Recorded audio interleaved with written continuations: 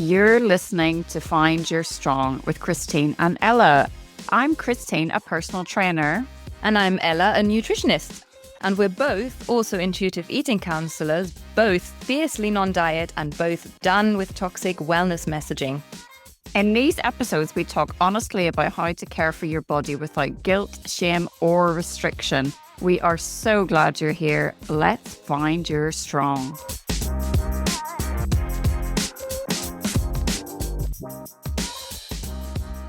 A very, very warm welcome, Rachel. It's so lovely to see you and to have you on the podcast today. So thank you for taking the time. Thank you for having me. I feel like I should have worn pink. You guys are quite coordinated. Oh, yes, we are. We're just the other way around, aren't we? Yeah. Always in pink. Yeah, Christine is always in pink. I am actually rarely in pink. So it's, complete coincidence. So, Rachel, we would love to talk to you a little bit about your work, obviously. But if you don't mind sharing a little bit about your own story with food, body image, eating disorders, and how you got to where you are now, that would be amazing. Yeah, it's so hard for me to keep it in a nutshell because I think it happened over years. Yeah. And also, there's so many factors involved in someone's relationship with food. And for me as well, like the behaviors that I was doing changed over time and the purpose of those behaviors changed as well. So I feel like growing up, like 90s, diet culture, thin is in. Recently we've heard thin is back in. I don't think it was ever out, to be honest, but it was very in. Then I think there was a lot of blatant like fat phobia on like TV programs and things like that, like Biggest Loser, maybe in the 2000s I would like watch with my mum. And to be honest, actually, when I usually kind of talk about this, I say that my parents went on some diets when I was younger, but I kind of just sick because I don't have that many memories of it. But then recently, my dad has been talking quite a lot about losing weight, and I was like, oh, maybe it was there more than I gave it credit for, because I've been thinking, oh, maybe that was a small influence. But anyway, who knows? I don't think we always, have the most reliable memories and ever know all the factors. But yeah, I've been on a diet, off a diet. I kind of had this belief that like the opposite sex will find me more attractive if I look a certain way. But I'd never really been that interested in boys because I went to an all-girls school. We didn't even have boys to like try and look good for. And I just did a lot of sports as well. So I was just really busy. I was quite academic. Like I was putting all my focus on those things to be good at those things and get praised for those things. Went to university because that was like the thing to do. I studied psychology. I always feel like I've been drawn to this. I did a master's in health psychology, mainly because I wasn't really sure what I wanted to do. I did want to work with children, but I didn't have experience in that. So I was like, what do I have experience with? I'd done my what do you call it, third year project about blood donation. So I was like, I can probably get on that master's, delay my life choices and getting a job for a little while. And so then I was reading a lot of papers about the obesity epidemic and, too much sugar is bad for you level. Basically because psychologists need to justify their study. And so they put this in, but it's, not with all the nuance really that it could be. And I thought, if I want to go in health promotion, I have to look a certain way. And also it was like 2012. It was I think social media was starting to get a lot bigger then in terms of influencers. So I was looking at this influencer in Australia with her bikini body guide and her abs and her tan. I'm in England, it's winter, like I'm not gonna have a tan and be eating those foods. But I was really comparing myself to that and thought like people aren't going to respect me. However, it just sent me down this path of becoming more and more obsessed, cutting more foods out. I was eating, kale and chia seeds, even though I didn't like kale and chia seeds, but like this was the good thing to do. And I think looking back on it, a lot of it stemmed from if I was then going to be finishing my master's, and I got a lot of my self-worth from being good at studying, and also it gives you a structure as well. And I'd stopped the sports that I'd done to like international level. And so I wasn't getting that. I wasn't seeing my friends from that. So I think actually looking back when I was at uni, I did some calorie counting, definitely wasn't eating enough. It was what you might label disordered eating behaviors, but I could always snap out of it after a few months. Whereas this time I didn't snap out of it. It just got progressively more and more strict and controlling. I'd say for about a year and a half, but again, when do you define this is an eating disorder, or this is disordered eating, or this is a diet? Essentially, then I was living on my own in Singapore, which should have been amazing, but was not amazing because I was just making myself walk round and round and round. I say, like, oh, I'm sightseeing, but it wasn't. Like, I just had to, if I wasn't eating enough, I was really scared to eat the local food. When that was something I would have enjoyed in the past, I was quite isolated. I just really didn't enjoy it, and I moved home. I was really lucky that I could live with my mum and dad when I got home. So I was 24 at this point. They could see that I was not okay. I would like not eat the same food as them. They were trying to get help. I obviously didn't want help because I was like, you're eating all this really bad food in inverted commas, but I thought it was bad at the time. Why would I take your advice?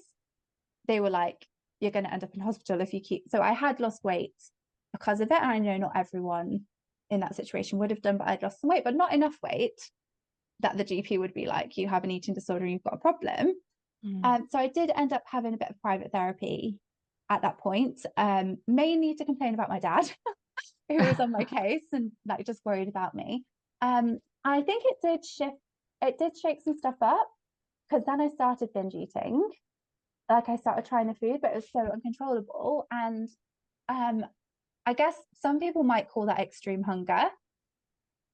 To me, it felt like binging. Like, I would literally wake up at like 3 a.m. in the morning and go to the kitchen and just start eating, because I wouldn't let myself eat that in the day. And then I obviously put on weight because of that as well, and was really bloated. Also, this whole time I was exercising multiple times a day. That was, a source of anxiety, all the usual stuff. You can't eat out with your friends, you're hungry, all of those other costs to it. I guess at that point you could say it turned into bulimia then, because I started making myself throw up because I didn't want to have eaten that. It was the quantity, but it was also the specific food sometimes, because I had so many rules about food. And in my head, eating whatever food it was, say if I was vegan and I ate something not vegan, having that out of my body would be better. But actually, there's so much damage that you can do to like a whole load of systems in your body from making yourself throw up. But my risk analysis of that situation was very different in that moment. So I thought I'd recovered because I was eating more. I had less food rules. I was still eating healthy, but I could be a bit more flexible. I was exercising less, but I still needed to do 10,000 steps a day. So I thought, oh, this is great. I'm like really healthy now. I'm still making myself throw up once a week, but I totally discounted that. Was in total denial because I wasn't restricting the extent that I was before.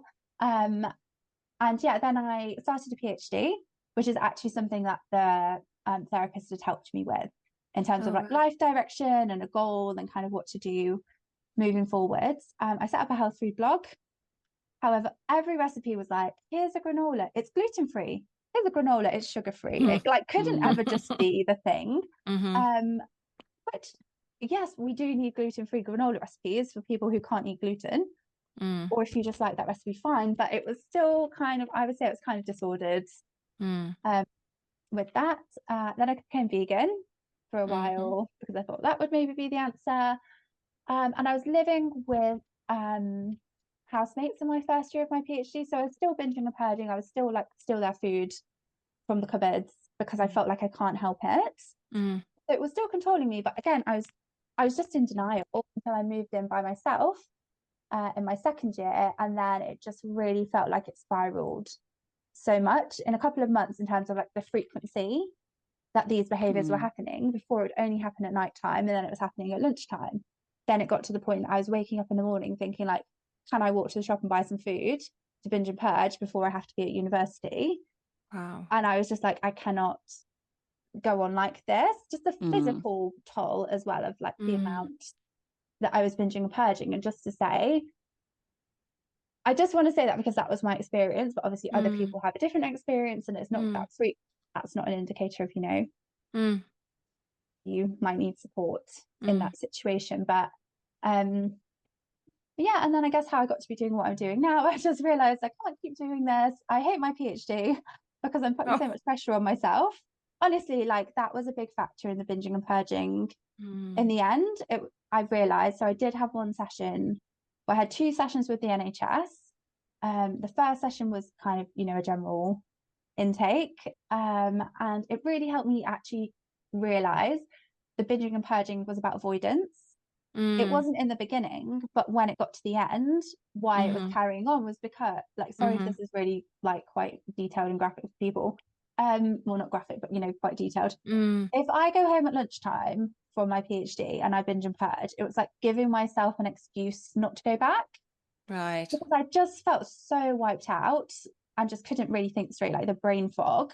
And I feel like, I don't know how to describe this, but it's like once you've done it once, it's not even ripped off the band-aid, but like you've broken that threshold almost, and then you can do it again and again and again because you've done it that one time. And then that becomes a new habit, and then it gets earlier in the day. So I think when I realized this is actually about avoidance, I could actually apply what I knew about habits, because I'd done habits for my master's in health behavior change. And I was studying about habits and eating for my PhD, but I just couldn't apply it to myself to change until I like had that key information.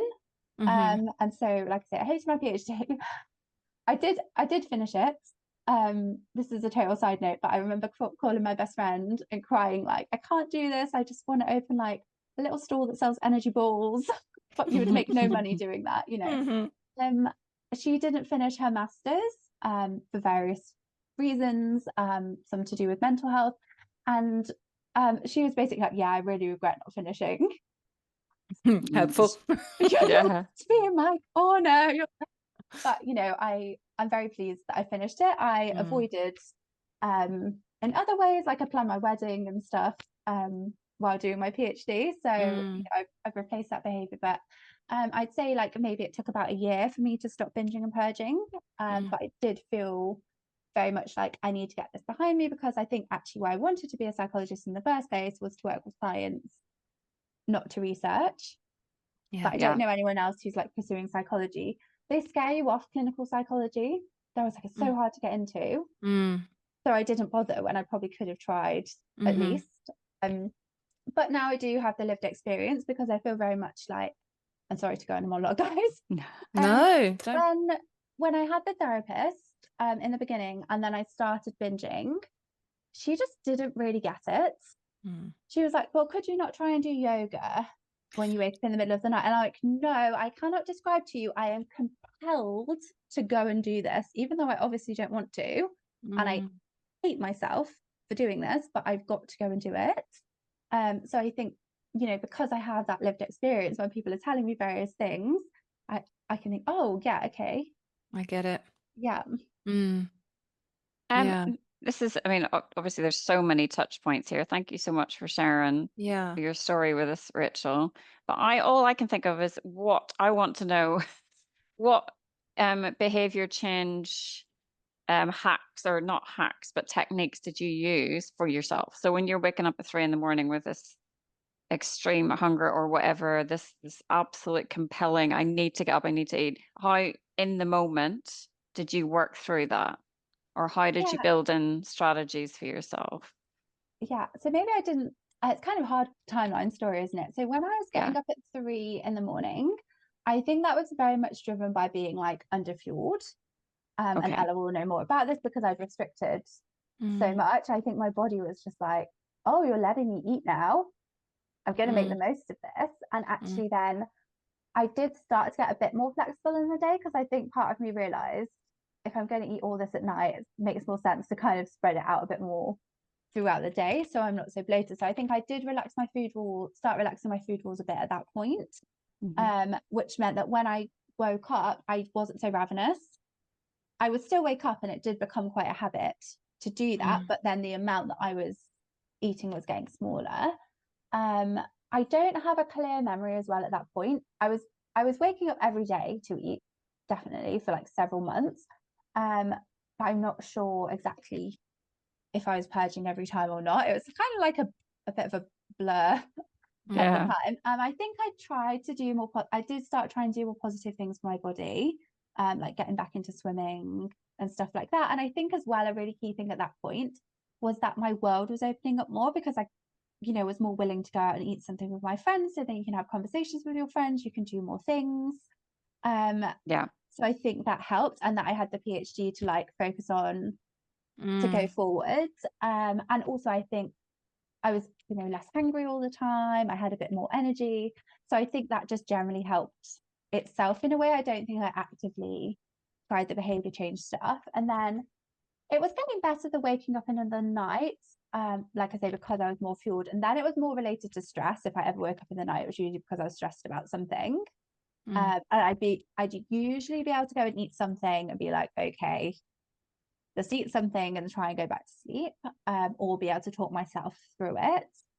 Because actually, when I did my training with the National Centre for Eating Disorders, I do remember it was kind of in blocks. Like the first 4-day block, I did wake up in the night, and I was like, "Oh joy, this is like 2 years since this has been happening, and here I am, probably because I'm stressed about everything." But I could, have a conversation with myself around it, and go back to sleep. And then I guess the behavior change things, I was looking at it more like a habit and understanding there's a trigger, and then the thoughts, the behavior, the reward. Because I understood the reward of the avoidance, I could be like, how can I get that in another way? And it's really interesting because all the time I was looking online, like, go for a walk or read a book. It did not work. Like I would go for a walk and I would be thinking exactly what I wanted to have on the way home, or I'd like go for a walk and go to a shop. So it wasn't helpful at all. Whereas when I was like, oh, actually, I do like going for a walk. It makes me feel good. Maybe I'll walk, around this park, and I don't have to go back to university. I'll go for a walk, or the same, reading a book. And also when I lived by myself, it was like a bed sit flat. It was a nice one. It was a new build, but like my bed was literally opposite my kitchen. So it probably didn't really help recovery. No. Everything's right there. You can't separate it. So I'd be sitting in my bed trying to read a book, but thinking about opening the cupboard. Whereas when I was like, actually, I don't have to go back to university this afternoon, or I don't have to go straight back after lunch. I would read, like, I call it like a layman's psychology book. Like it's kind of on topic, but it's not like an academic book. So I just kind of read stuff like that. I was like, oh, it's kind of like kind of like work, but not really. Yeah. And that really helped because I was coming to that idea myself of like, okay, let me try this and how it fits in. The other thing that I did, I think you had mentioned before this about talking about hypnotherapy. Yeah. I actually listened to a hypnotherapy recording that was about stop smoking. Oh, yeah. So every time they said smoking, I was like, stop binging. And I think it was really about me just collecting of a series of ideas that really resonated with me. Because the person on the recording was saying, like, oftentimes smokers, before they even have a cigarette, when they're walking outside, you will start to feel better. And I was like, oh, that makes so much sense. Like if I, for example, would go and walk out to buy more food in the evening, I would feel better when I was on the way to the supermarket. I hadn't even had a binge. I hadn't even made myself sick, but I felt better already. And I was like, oh, isn't that so odd? It's not actually the behaviors. It just took the power away from it. I was just like, oh my God.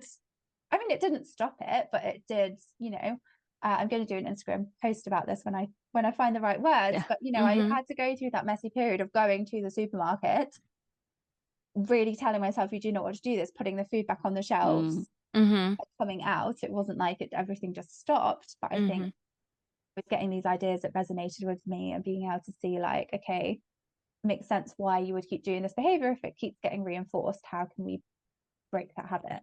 Yeah, that makes a lot of sense. And I often do that with clients, actually. I sort of say, well, look, that behavior is one that has served you in one way or another. But before you do that, maybe you can try something different. And I think you're absolutely right. It's very individual, isn't it? It's very much like for some people, sitting down and reading a book works. For some people, it really doesn't. For some people, going for a walk works. But for some people, it's just like, yeah, what's the point of this? So I think it's about working out, giving yourself some time to work out, well, what is the resource? What's the tool that works for you? And how about trying that before you binge? Maybe trying that before you open the cupboard. That takes nothing away. So you're not creating any scarcity, but what you're doing is you're trying something out and seeing if that actually helps you to feel better. So that sounds very much like what you've just described.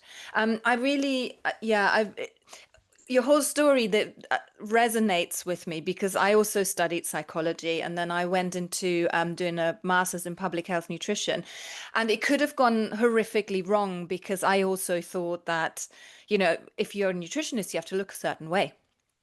There's just, you have to be the shining example of healthy eating, and you have to, shun all of the, in inverted commas, naughty foods that you shouldn't be having. And a lot of my study mates doing the masters were that. I mean, so much disordered eating, but at the time I didn't spot that at all. Someone was eating 5 apples for lunch, and we were all like, oh my God, you're so good. Mm. Those kind of things, they just happen. You kind of get sucked into it. And it sounds very much like you were on a slippery slope, and it was a gradual way into, from sort of slightly disordered eating into an eating disorder, sort of a sort of a gradual process. It wasn't just like, okay, here I am, binging and purging. Would you say that's correct? Yeah, definitely. I think it was gradual, and I think you make a good Mm, point as well there about like the comments from other people. mm, Like I remember I lost some weight during my first year at uni when I was doing a lot of training. mm, So on purpose, like I was trying to be careful what I eat, but also, because I was doing more training and getting mm, comments from people about that. So it does just make you think, right, I need to carry on with this. And like I say, at that time I was on and off diets as well. But then I think when I was restricting and when I lived abroad in Singapore, like those people that I met then had only known me like that. So they very mm, much were like, oh, Rachel's the healthy one. Rachel always brings her own lunch when mm, like the culture was to go and have lunch in the canteen. I was actually really scared to go and have lunch in the canteen because, I don't know how many calories are in this food. I don't mm, necessarily think this and this about it is healthy, eating in front of other people. There was a whole lot, but they just could see, oh, Rachel mhm, goes to the gym every day. mhm, Rachel walks to work when it mhm, was so humid. Like people Mm. didn't often walk to work because you just step outside and you'll be sweating buckets. Uh, mm, it's really strange because like there was some genuine enjoyment about, like, I did enjoy working out, but I mm, think it's when it changed to that point to be like, I feel so guilty and anxious if I don't do it, or if I haven't done it mm, this morning, or what if I can't do it later? And then my mm, life being revolved around it. And I feel a bit sad thinking about this actually. I haven't thought about it for a while. mm. I nearly did join. So the sport that I did was competitive life saving. Like Wow. I I didn't don't know know if that that anyone was a here Yeah, I didn't thing. know that was a thing. knows about it. But yeah, there was actually a team at the university that I worked for as a research assistant in Singapore. But then I didn't join the team because, well, I felt a bit old because I was 24 and, some people were freshers. Mm, But also because I'd been on our national team once and like, won a medal and things at international events. So I felt like they were thinking I was really good when I'd not done it for a few years. So mhm, I kind of put that pressure on myself. But like it just makes me sad because I do think like, what I know you can say what if, but I'm like, what if I'd actually done that and made friends and may potentially had such a different experience mm, being there, because Mm. that event did give me so much. But also I didn't have a car. The training was like really late at night. I didn't know how to get back to my house. mm, There were other factors, but do you know when you just look back and like, oh, if I'd made that decision differently. But Mm. mm, I do also think like I didn't join the life-saving team when I did my PhD at Sheffield, which also I'm a bit sad about because I wonder if my bulimia like wouldn't have got that bad had I had that to focus on mm, as well. But then I'm also like, well, I was going back home every weekend to see my boyfriend, who's now my husband, and we've got 2 children. mm. So potentially if I'd done that and been at competitions all the time, I wouldn't have got Yeah. where I am now. So you It's can cut difficult to that out say, if it's isn't not it? What if? relevant, but It's you could just go down a rabbit hole with the what ifs. Yeah. But I think the point you're making is that part of you is sad because there are certain opportunities you missed because you were in the throes of an eating disorder that stopped you from doing all of those things. And I think that will probably resonate with quite a lot of people on various levels, because you don't have to have an eating disorder to experience that. I know people from my group of friends who won't come out because the dinner falls on a certain night where they're supposed to not eat and things like that. I mean, there's so much life that's not being lived because something is dictating to you what you can and can't do. So I imagine that it will resonate with quite a lot of people. Can I sort of change back to the hypnotherapy, because you are trained in hypnotherapy as part of your sort of therapeutic toolkit, so to speak. We've not really spoken to anyone, Mm-mm. Christine, have we, who uses hypnotherapy in their practice? No, So not at we all. would really like to hear how that works with eating disorders in particular, and what kind of how could we imagine a hypnotherapy session to be with a client? Yeah, so different kinds of hypnotherapy are different, as with any Uh-huh. kind of therapy. And just to say, I think when I was doing my undergrad degree, I actually did an essay that I got an award for about eating disorders and like treatment. Did Hmm. not recognize them when I had an eating disorder. But in that, I was very much like CBT is the gold standard. And then, like, when it came to me seeking help, I didn't really feel like I wanted CBT or what was on offer with NHS. And to come back to that previous conversation where I only had 2 sessions, then decided to, Mm. not partake. So I felt like when I'm setting up a private practice, I do want it to be different Mm. to that. And so I did training with the National Centre for Eating Disorders, along with various other like CPD options. And then I it was probably a year before I trained in hypnotherapy, and my clients were, feeling better about food, about their bodies. But sometimes I just thought there's something so underlying this that I just feel like we're not getting to. And then I don't even know how I came across hypnotherapy. I didn't really know. Probably just got an advert on Facebook for it, or like The heard something. I algorithm was know. Yeah. strong. Yeah, even then. So that was like 2019. Hmm. Yeah, so I did the training. A lot of it was online, like videos to watch, and then like intensive practical course as well, and assessments and things. Um, but basically, I think sometimes when people go into hypnotherapy, they think that, I'll make them be able to dance like a chicken or something. And I say, like, all hypnosis is self-hypnosis. And when Hmm. you see someone like Darren Brown, actually a lot of that is showmanship. Hmm. And he's picking people that are the most suggestible. For that, a lot of it is sleight of hand. What I do more is helping people understand like what's been going on with them. So we will get into, the state of hypnosis, which is like a slightly different brainwave. Sometimes people say they feel really relaxed. Sometimes people just say, I just felt like I was talking with my eyes shut. Um, I have been the recipient, for my training. I've probably had quite a lot of sessions about different topics. Mm. I feel different in different sessions about different things. So I'm not exactly sure what it's based on how you feel in the moment. I think it can be a lot of different things. Hmm. But even when people say that they're talking with their eyes shut, I do feel like there's something different about that conversation than if we just had it as a conversation. Like sometimes the kind that I do is interactive, Hmm. and people will say something that they've told me before that they want to do, or like food isn't scary, or something like that. But it just seems to land so much differently in hypnotherapy. So the idea is that we're bypassing your conscious mind Hmm. to speak to your subconscious mind. And I do kind of feel like it does help people get out of their own way Mm. sometimes, because so the one that I do does have a cheesy name. Side note, I do think sometimes people oversell it. It's called Hmm. rapid transformational hypnotherapy. Hmm. And so there would be 3 sections.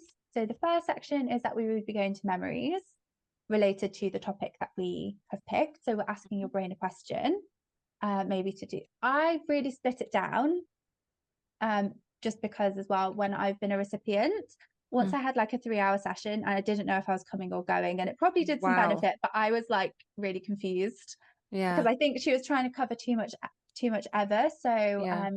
usually with people we would split it down. So if they're like, I hate my body, I'm binging and purging, we will split that up into like, okay, what feels like it's the most fundamental thing? Do you feel like body image? Hmm. That we would start with that, or do you feel like, is it the binging, or is it specifically the purging? Like, we'll get an understanding of what they think Hmm. consciously. And then, like I say, so the first part is helping people connect with memories and what's underlying this. If someone knows that they have, specific traumatic situations, I can do it a different way to help them feel safer and Hmm. kind of work up to it. There are workarounds, but, Hmm. assuming someone doesn't think they've got a big T trauma, or like ongoing traumas, And it's really interesting. People come up with things that they either haven't thought about since they happened, that they didn't really think is relevant, or sometimes things that they've literally told me aren't related.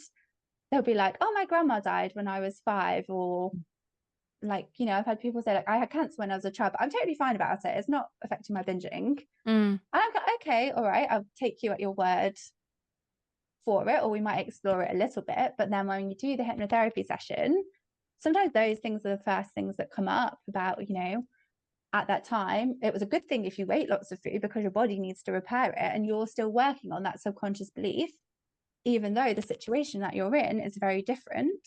Or again, with binging, like often people go to like one of the earliest times when they remember binging, which might be as a child, which might not have been an ongoing situation, but was often a way to cope with emotions, because food is usually quite available. Well, but that might not be a lot of accessible people. to them in the conscious mind. It might just be they're making the connection when you sort of go into something more subconscious.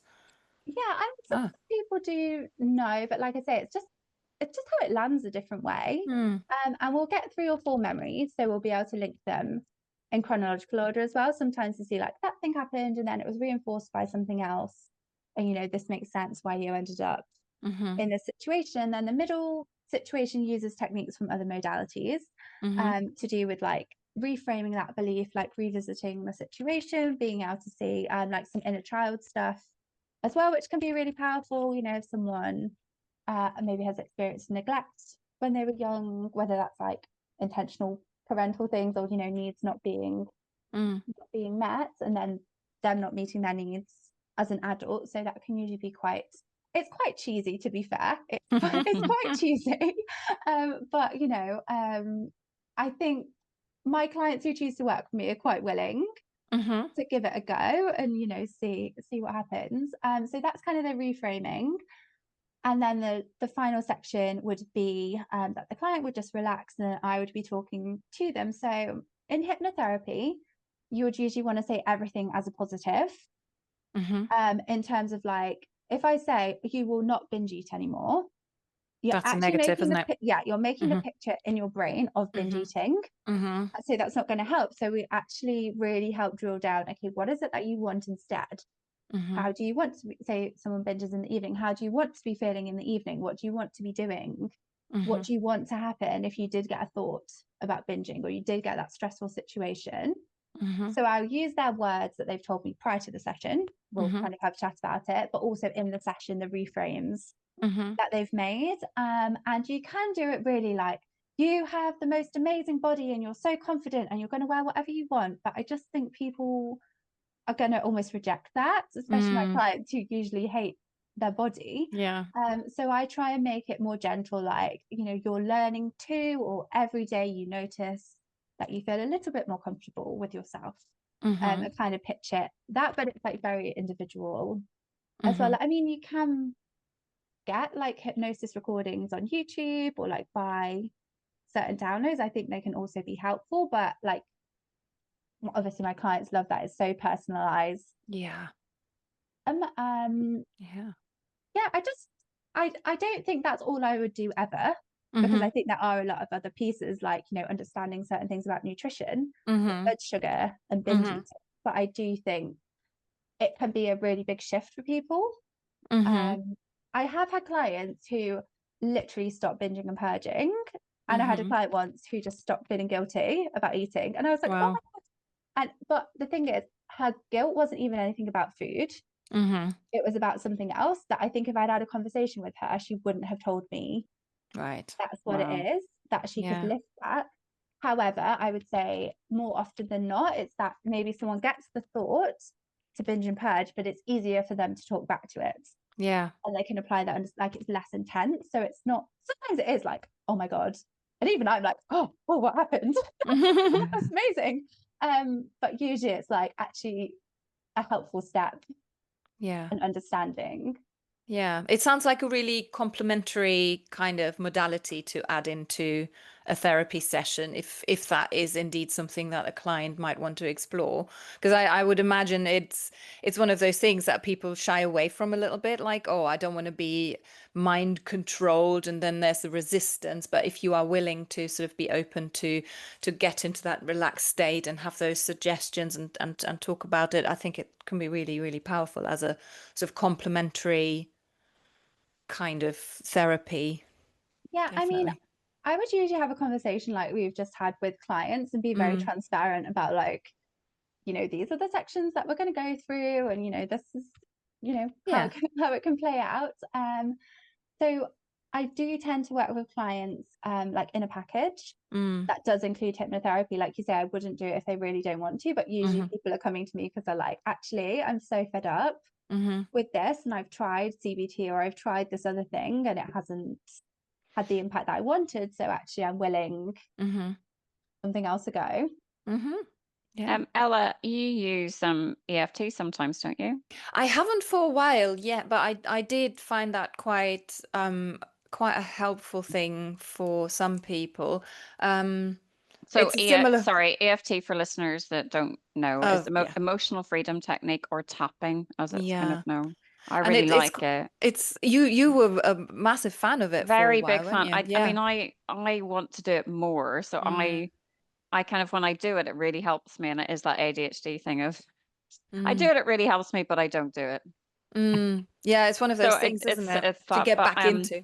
but it reminded me from what Rachel was saying. Hmm It's because some of the phrases that you were using are kind of very similar to some of the phrases you would say, like you're learning to accept myself. Yeah. And the difference being with EFT, you start off with the negative, you tap through, Mm, I'm really anxious, I hate my hmm body, or you would actually say out loud what you're feeling, and then you're tapping the positives kind of, or the more positives after that.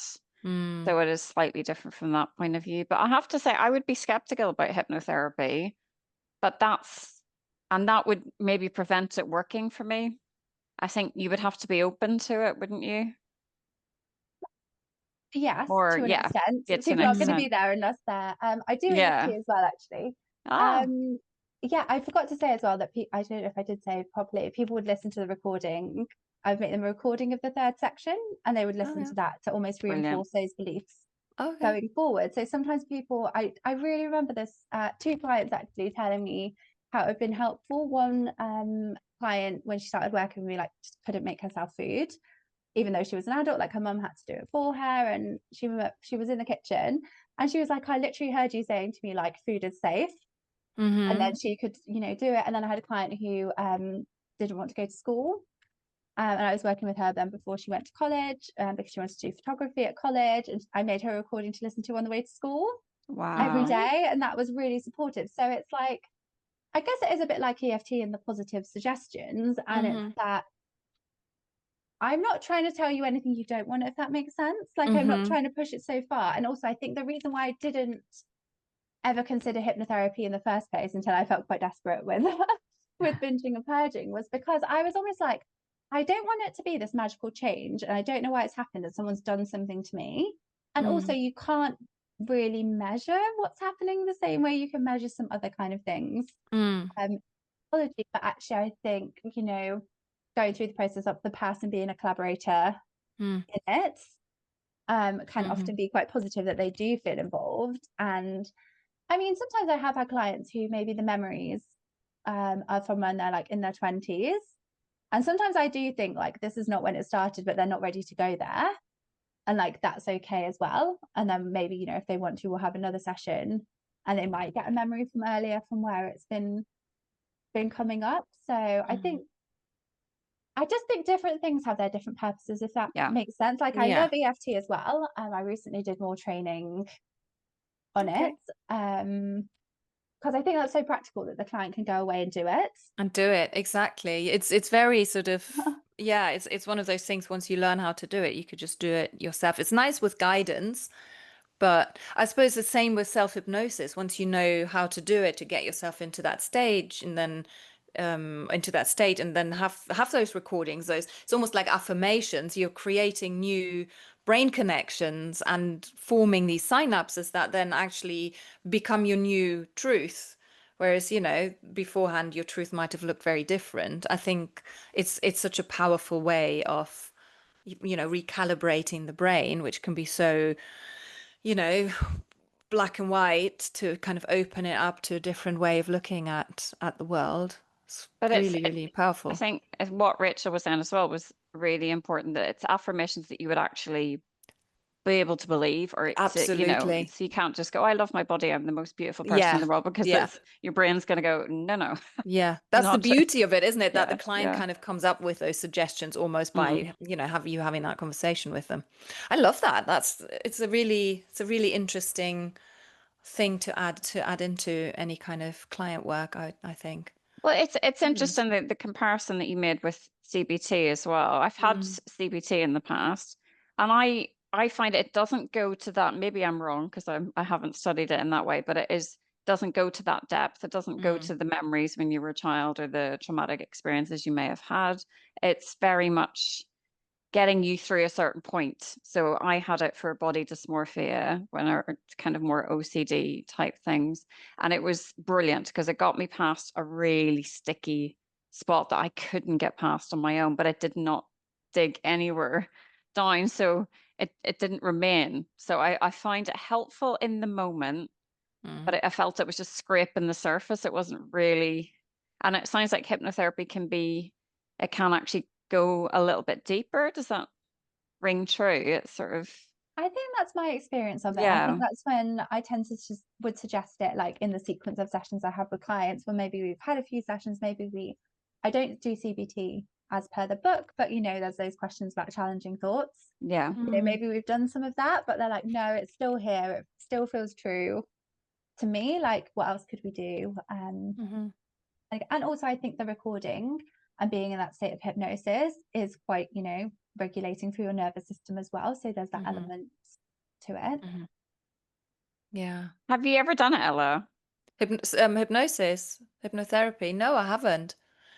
I So haven't. I did something. I don't know if it is hypnotherapy. It sounds like it's really similar. I did birth trauma counseling, but it was like through visualizations, and you had to kind of visualize a video of the birth playing, and you had to be sitting in a place that was your happy place, Mhm. which mine was the south of France in this lovely villa that we used to go to, sitting by the pool, and you had to play the video and keep recording it and keep going past it and keep going past it and then take it out and break it. And it was this amazing sort of Mm. visualization that was trying to get you to face it, but see that there was it couldn't hurt you now. It was very different. Is Oh, that wow. anything similar? Or is that completely different, I Rachel? think it sounds similar. I also do neuro-linguistic programming, and it Oh, sounds right. similar to some stuff in that as well, about like your representation of the event or the Yeah, trauma. If you change, it's a bit technical language, isn't it? But if you change how you almost picture it in your mind, yeah, that yeah. changes how you feel about it and changes how you act on it as Mm, well. So there's techniques like, say, if you almost like get the picture in your head about what it's like to binge or purge. Like some people are like, oh, I've got this little video in my head when I think about it, or a snapshot or a color. And then almost if you imagine that going further away, or maybe making it black and white instead of color, actually that can change how intense you feel about the thoughts or that urge. I guess with mm. clients, I will be able to, get feedback from them about what their picture's looking like, and how to change it. But like, I think those things can actually be quite impactful. But I think it's Hmm. about like, I hope my skill is knowing when to use what when, Mm. with a client. But Yeah. it seems like a really, because you can often get stuck in an eating disorder. This feels like for clients that kind of are really struggling with relapsing and really struggling to pull themselves out over many, many years, it's an approach that would be really worth trying, wouldn't it? Because Mm. it might just be that little, I don't know, it just might have the impact that other forms of therapy have not been having for that individual.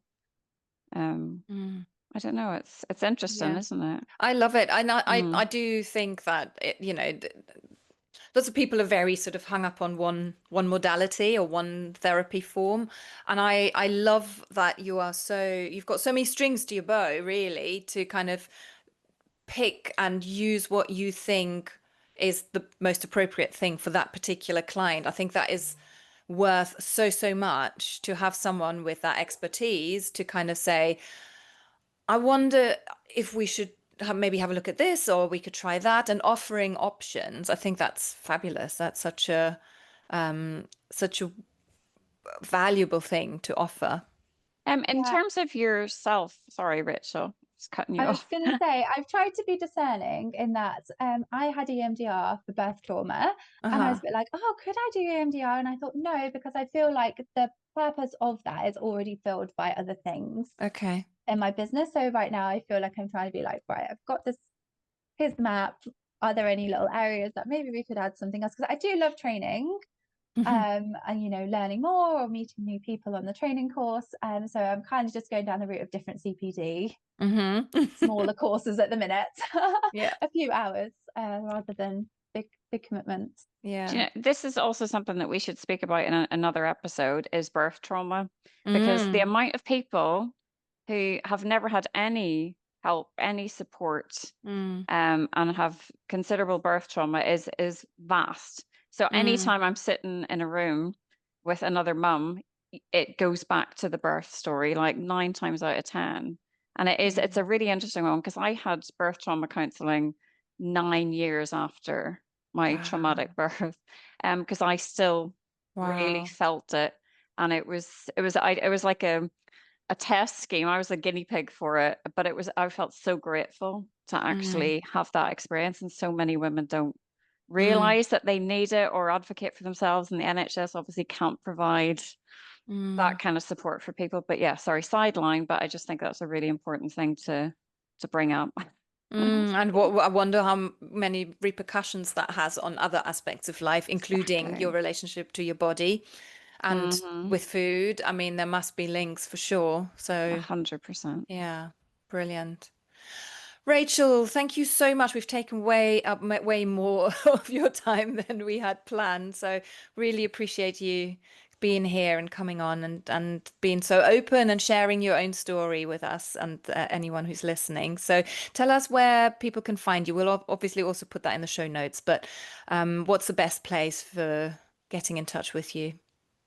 So my Instagram is rachel.evans.phd. I'm most active on Instagram. I don't really do the other social media. There's only so many hours in the day. Yeah. It's good to pick one that you like and then leave it at that. Yeah. I don't even like Instagram, to be honest. There's so many adverts and so much. I never get trolls, to be honest, but I feel like I still get the negative impact reading other people's comment section and stuff. So, but there are the positives from Instagram. So yeah, Instagram.